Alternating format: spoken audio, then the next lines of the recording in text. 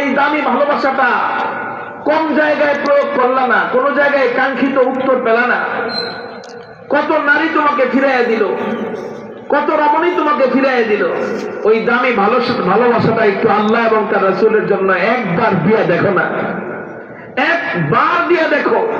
Challenge করে তোমাকে আমি বলে যাই, আল্লাহর দরবারে ওই ভালোবাসাটা জমা রাখলে ওটা কখনো ফিরত আসবে না। তুমি যতটা ভালোবাসবে আল্লাহ তার চেয়ে কোটি গুণ বেশি তোমাকে দুনিয়াতে এবং আখিরাতে দান করবে। সুবহানাল্লাহ। তুমি কি চাইবা, কি আল্লাহরে ভালোবাসা তুমি কি চাইবা, যা চাইবা তার চেয়ে উত্তমটা পাইবা। তুমি দুনিয়াতে নারীর পিছনে ঘুরো, লাচ্ছি দাও ওই পর নারী। আল্লাহকে ভালোবাসো, ঠিক মতো নামাজ পড়ো, আল্লাহর কাছে হাত উঠায় কাঁদো আর বলো, আল্লাহ আমার বিয়ের সময়টা যখন হবে উপযুক্ত নারী আমাকে মিলাই দিও। তুমি প্রেম করে যেটা পাইবা না, আল্লাহর কাছে চাইলে তার চেয়ে হাজার কোটি গুণ ভালোটা পাইবা। যেন তোমার মায়ের সেবা করবে, যেন তোমার বাবার খেদমত করবে, যেন তোমার সন্তানদেরকে আদর্শ বানাবে, যে তোমার বুড়াকালে তোমার খেদমত করবে। ওই শুকরিয়া আল্লাহর কাছে জানায় শেষ করতে পারবা না।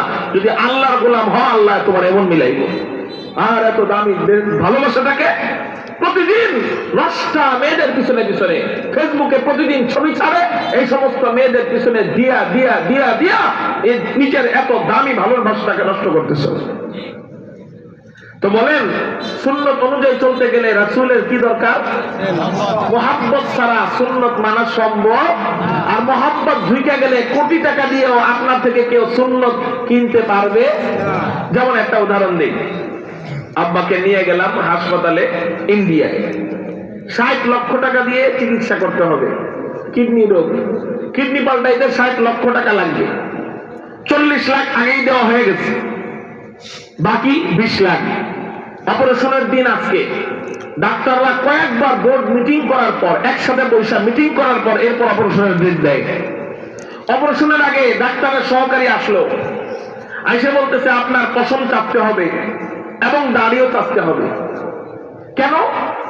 অপারেশন করবো আমরা 6 ঘন্টা লাগায়া, যদি একটা দাড়ি অথবা একটা পশম যদি পেটের ভিতরে চলে যায়, তাহলে আমাদের এতক্ষণের অপারেশন সব বৃথা হয়ে যাবে।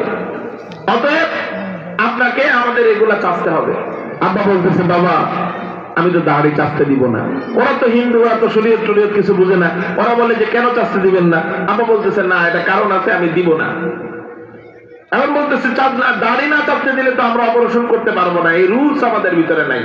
আব্বা বলতেছে, তাহলে রুলস যদি নাই থাকে আমাকে আপনারা রিলিজ দিয়ে দেন, বিদায় দিয়ে দেন।